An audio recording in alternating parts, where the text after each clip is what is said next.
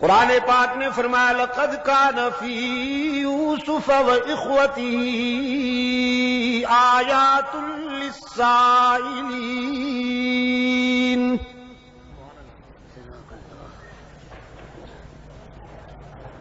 زندگی کی تلخیوں سے گھبرائے ہوئے لوگوں کے لیے بہت ساری عبرتیں پنہا ہیں اس بات میں۔ آئیے یوسف اور ان کے بھائیوں کے حالات و واقعات کے آئینے میں اپنا چہرہ دیکھیے۔ آپ بہت گھبراتے ہیں حالات کی تلخیوں سے، لیکن سوچئے اللہ کے برگزیدہ بندوں کو کن حالات سے گزرنا پڑا۔ لقد كان في يوسف وإخوته آيات للسائلين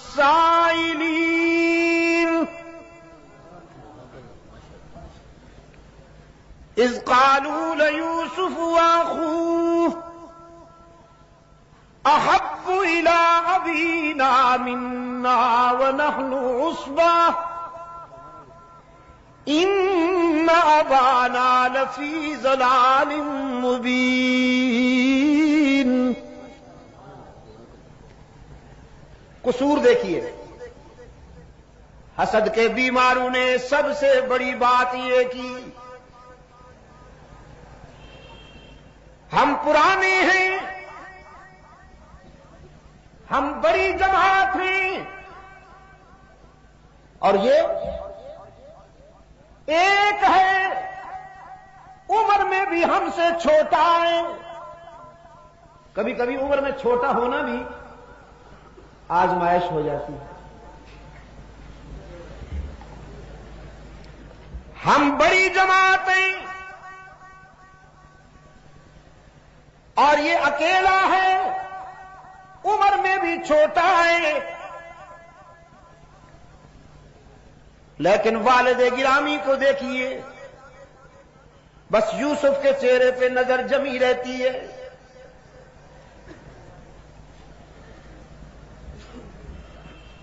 ان سے دامن بچانے کی بس ایک ہی صورت ہے کہ قتل کر دیا جائے اسے، یا دنیا کے کسی ایسے کونے میں پھینک دیا جائے کہ یعقوب یوسف کی صورت ہی نہ دیکھ پائیں۔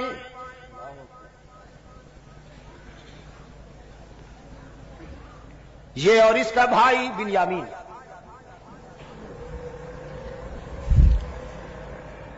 قال قائل منهم لا تقتلوا یوسف۔ یہ بھی قانون فطرت ہے، جب کسی مظلوم کے لیے دشمنی ہوتی ہے تو دوستی کی کوئی نہ کوئی کرن ضرور روشن ہوتی ہے۔ میں نے رات بھی کہا تھا، فرعون نے جب حضرت موسیٰ علیہ السلام کے بارے میں یہ ارادہ کیا کہ اسے قتل کر دیا جائے تو آسیہ ساتھ بیٹھی تھی، انہوں نے جرح کی، پرپوزل دیا کہ تمہیں غصہ آ گیا ہے ان پر، وہ تو بچہ ہے ابھی تک، اس کو پھول اور انگارے میں فرق نہیں معلوم۔ یہاں بھی اسی حلقے سے ایک آواز آئی، قتل کا منصوبہ تو تم نے بنا لیا، لیکن وہ ہاتھ کہاں سے لاؤ گے جو اس چاند سے چہرے پر خنجر چلائیں؟ نہیں کر پاؤ گے، یہ کام نہیں کر پاؤ گے۔ انسان کتنا ہی سنگ دل کیوں نہ ہو جائے، لیکن ایسے چہرے پہ خنجر کیسے چلا سکے گا؟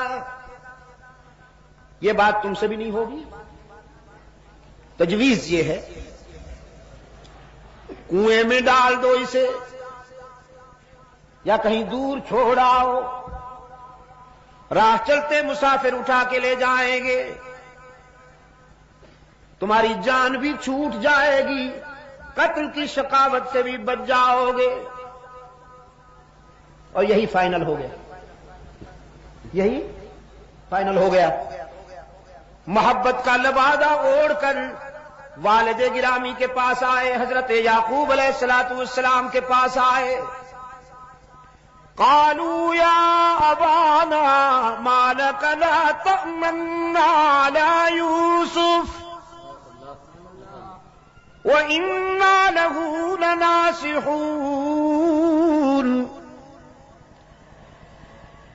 آتے ہی حضرت یعقوب علیہ السلام کی خدمت میں کہنے لگے حیرت ہے کہ آپ ہم پر اعتماد کیوں نہیں کرتے. حالانکہ ابھی عدم اعتماد کی کوئی بات ہوئی ہی نہیں تھی، کوئی نان کانفیڈنس کا ابھی تک نقشہ سامنے آیا ہی نہیں تھا. لیکن انسان کے اندر میں جب چوری چھپی ہوئی ہو، کوئی اور اس کو چور کہے نہ کہے، وہ خود اپنے آپ کو چور محسوس کرنے لگتا ہے. یہ انسانی نفسیات کی بات ہے. اگر ان کے اندر میں یہ چوری نہ ہوتی تو آ کے کہتے کہ ابا جان یوسف کو ہمارے ساتھ بھیجیے، ہم ذرا انہیں باہر لے جانا چاہتے ہیں. اگر اس کا کوئی منفی ری ایکشن سامنے آتا تو پھر کہتے آپ ہم پر اعتماد کیوں نہیں کرتے. لیکن انہوں نے آتے ہی بات ہی یہاں سے شروع کی. ما لک لا تأمنا علی یوسف وإنا له لناصحون. کیا بات ہے، آپ ہم پر اعتماد کیوں نہیں کرتے، حالانکہ ہم تو یوسف کے ناصح ہیں اور ہمدرد ہیں. أرسله معنا غدا يلتع ويلعب وإنا له لحافظون. انہیں ہمارے ساتھ بھیجیے، ہم اسے جنگل میں لے جانا چاہتے ہیں. ہر وقت آپ اسے گود میں بٹھائے رکھتے ہیں، ذرا دنیا بھی دیکھے. حفاظت کریں گے، بے فکر رہیے. میں یہ واقعہ نہیں آپ کو سنانا چاہتا، میں اپنے ہدف تک پہنچنے کے لیے تھوڑا سا یہ جھلک دکھا رہا ہوں آپ کو. لے گئے حضرت یعقوب علیہ السلام نے اندیشہ بھی ظاہر کیا، کہیں میرے لگتے جگر کو نقصان نہ پہنچ جائے، کوئی درندہ نقصان نہ پہنچا دے. انہوں نے قسمیں کھا کھا کر یقین دہانی کرائی. ہم جماعت ہیں، اتنی بڑی تعداد میں ہیں، ایک یوسف کی حفاظت کرنا کوئی مشکل بات تو نہیں ہے، ہم سب مل کر حفاظت کریں گے، آپ مطمئن رہیے. قرآن پاک نے فرمایا فلما ذابوا به واجمعوا ان يجعلوه في غيابة الجب فأوحينا إليه لتنبئنهم بأمرهم هذا وهم لا يشعرون. جب لے گئے یوسف کو ویرانے میں اور اپنے پروگرام کے مطابق یوسف کو کنویں میں ڈالنے کے لیے تیاریاں کرنے لگے، رب العالمین نے فرمایا ہم نے یوسف کے دل میں تسلی اتاری، ہم نے یوسف کے دل میں استقامت اور تقویت کے جوہر بھر دیے کہ دشمن تو بہت ہیں لیکن دوست بہت زیادہ طاقتور ہے. یہ تجھے مٹانا چاہتے ہیں لیکن ہمارا فیصلہ ہے کہ ہم تجھے بلند کریں گے. رات میں یہی کہہ رہا تھا. مکہ والے مٹانا چاہتے تھے اور عرش والے نے بلند کرنے کا فیصلہ کیا تھا. یہاں بھی یوسف علیہ السلام کو مٹانے کا پروگرام بنایا گیا، کنویں میں ڈالا گیا. رب العالمین نے روح الامین کو حکم دیا جاؤ میرے پیغمبر کو اپنی آغوش امانت میں سنبھال لو. باپ کی گود میں بھی اتنا سکون نہ ملا ہو جو تیری آغوش امانت میں یوسف کو میسر آئے. یوسف تو محفوظ ہو گئے. کنویں میں جا کر یوسف پشاور کے بے زبانوں محفوظ ہو گئے. کنویں میں جا کر یوسف تو محفوظ ہو گئے. اور برادری، خون چھپانے کے لیے، جرم چھپانے کے لیے ناٹک رچایا۔ یوسف علیہ السلام کا کرتا اتار لیا تھا، اس پہ خون ملا، مصنوعی خون، کسی جانور کے خون سے وہ کرتا رنگین کیا، پھر اسے لکڑی پہ اٹھا کر علم بنایا۔ کیا بنایا؟ علم بنایا۔ یہ ہتھ کنڈے پرانے ہیں، ہاتھ نئے ہیں۔ ہتھ کنڈے پرانے ہیں، ہاتھ نئے ہیں۔ چوری چھپانے کے لیے یہ ناٹک بہت پہلے ہوا۔ جناب یوسف علیہ السلام کا خون آلود کرتا لکڑی پہ اٹھائے ہوئے، مصنوعی آنسو بہاتے ہوئے، چیختے چلاتے ہوئے، قرآن کی زبان میں شام غریبہ مناتے ہوئے حضرت یعقوب علیہ السلام کی خدمت میں آئے۔ قرآن کہتا ہے وَجَاءُوا أَبَاهُمْ عِشَاءً يَبْكُونَ،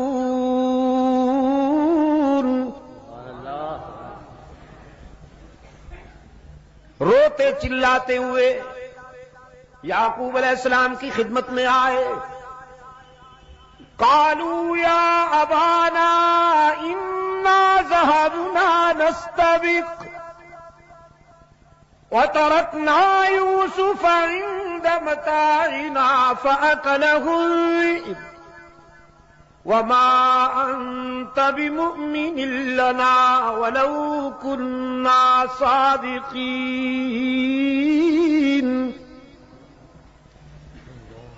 اپنی کہانی بیان کی۔ ابا جان، خطرہ یہ ہے کہ آپ ہماری بات مانیں گے نہیں، حالانکہ ہم محب اور سچے لوگ ہیں، محب اور سچے لوگ ہیں۔ انا ذهبنا نستبق وتركنا يوسف عند متاعنا فأكله الذئب، ہم یوسف کو لے گئے ویرانہ میں، ہم تو کھیلنے میں لگ گئے، بھیڑیا کم بخت آیا، کھا گیا ہمارے بھائی کو۔ کیا کرتے ہم؟ پتہ ہی نہیں چلا۔ قرآن کریم نے فرمایا اپنے دعوے کے ثبوت کے طور پر وہ کرتا پیش کیا حضرت یعقوب علیہ السلام کی خدمت میں۔ وَجَاءُوا عَلَىٰ قَمِيصِهِ بِدَمٍ كَذِبٍ، جناب یعقوب علیہ السلام کے سامنے جب یوسف کا کرتا پیش ہوا تو بڑے غور سے دیکھا کرتے کو، ہر جانب سے، ہر زاویے سے اسے پرکھا، فرمانے لگے کوئی پڑھا لکھا بھیڑیا تھا، قوم کا فارغ التحصیل، کوئی آیت اللہ قسم کا بھیڑیا تھا نا، میرے بیٹے کو تو کھا گیا، لیکن کرتے پہ ایک بھی دانت نہیں لگا، ناخن بھی نہیں لگا، یہ تو کسی طرف سے پھٹا ہوا ہی نہیں ہے۔ کوئی کوالیفائڈ بھیڑیا تھا، پڑھا لکھا بھیڑیا تھا، شاید اس نے پہلے کرتا اتار کے رکھ دیا ہوگا، پھر میرے بیٹے کو کھا گیا ہوگا، اس کے بعد پھر خون ملا ہوگا۔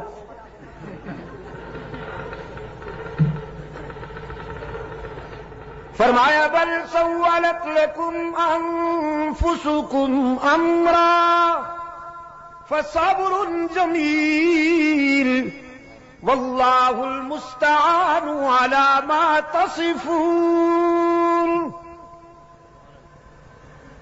سمجھ گئے ساری کہانی؟ فرمانے لگے تمہارا منصوبہ معلوم ہوتا ہے، یہ سب ناٹک رچا رہے ہو، لیکن میری سنو، اپنے بیٹے سے متعلق یہ دل خراش اور دردناک خبر سننے کے باوجود میں تمہاری ماتمی کاروائیوں میں شرکت نہیں کروں گا، میں تو صبر کا دامن نہیں چھوڑوں گا۔ فصبر جمیل واللہ المستعان علی ما تصفون۔